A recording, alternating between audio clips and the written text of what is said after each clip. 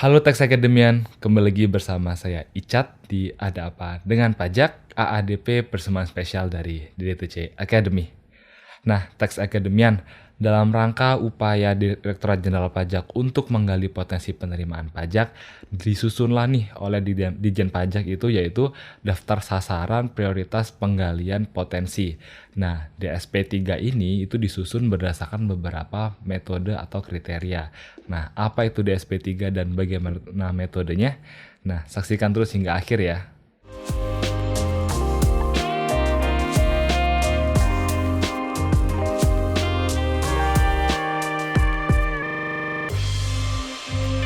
Nah, Tax Academian, Dijen Pajak ini terus berupaya nih untuk menyempurnakan salah satu proses bisnis yang dilakukan oleh Direktur Jenderal Pajak yaitu pemeriksaan pajak gitu ya.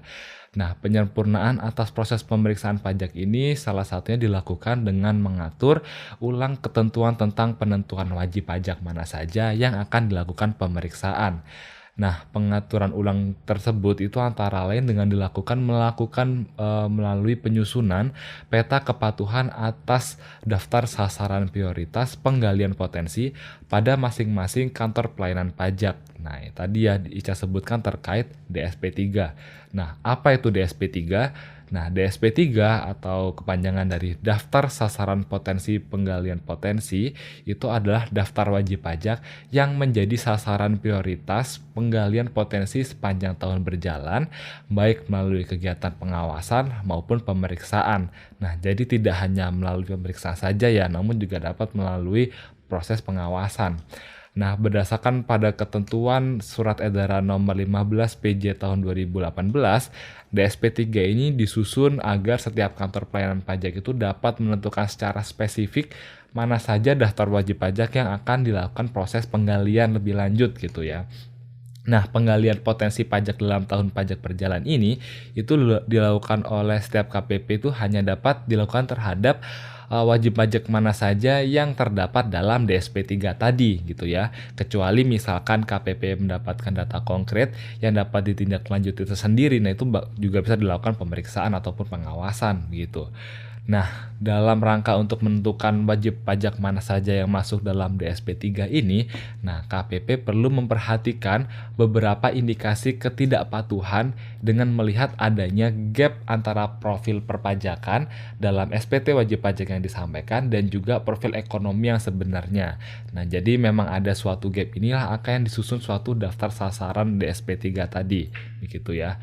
Nah, modus ketidakpatuhan wajib pajak itu turut menjadi variabel yang digunakan oleh KPP gitu ya dalam menyusun DSP 3. Nah, modus ketidakpatuhan yang dimaksud itu antara lain misalkan wajib pajak ini tidak melaporkan omset yang sebenarnya dengan berbagai cara gitu ya. Jadi memang ada upaya atau modus untuk dilakukan suatu pelaporan omset yang tidak sebenarnya gitu.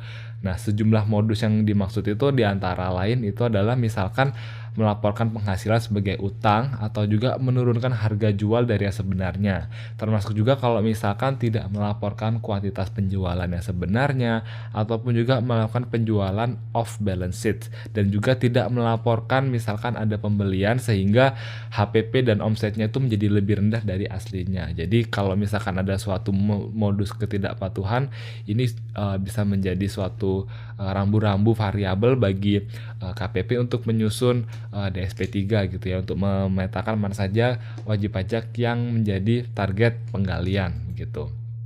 Nah, itu yang pertama.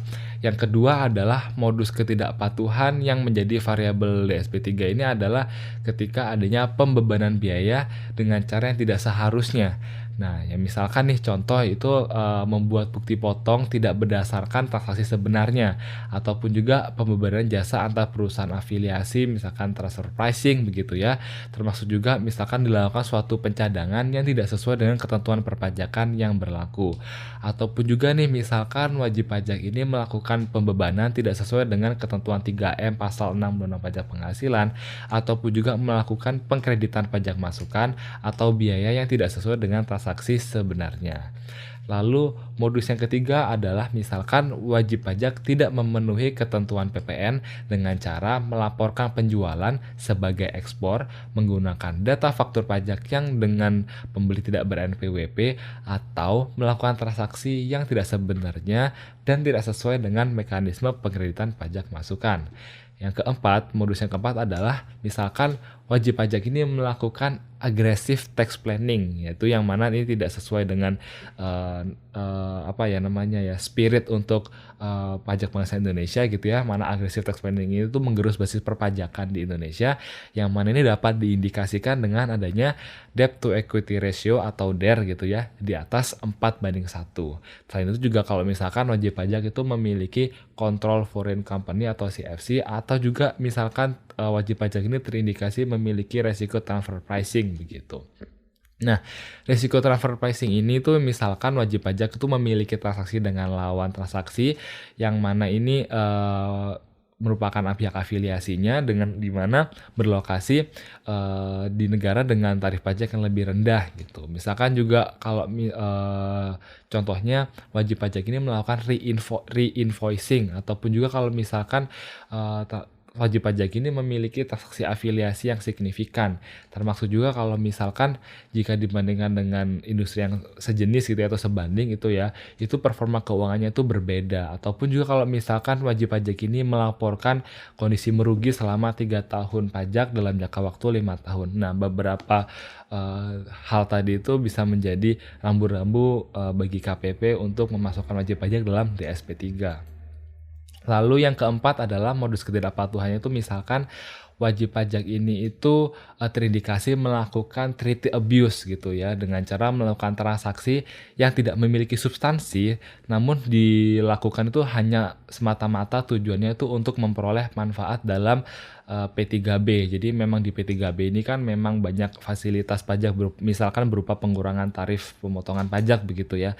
Nah, ternyata memang transaksinya ini tidak memiliki signifikansi gitu ya, yang mana transaksi ini dibuat semata-mata hanya untuk memanfaatkan fasilitas di P3B atau disebut sebagai treaty abuse.